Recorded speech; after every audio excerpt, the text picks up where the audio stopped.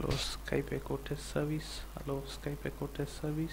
If you are able to hear your own voice, then you have configured Skype correctly. If you hear this message, but not your own voice, then something is wrong with your audio recording settings.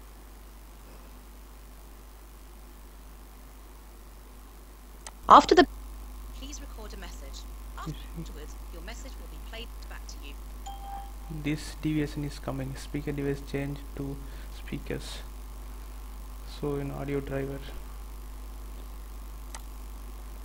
Does anyone have a solution for this? This deviation is coming. Speaker device change to speakers. So in audio driver.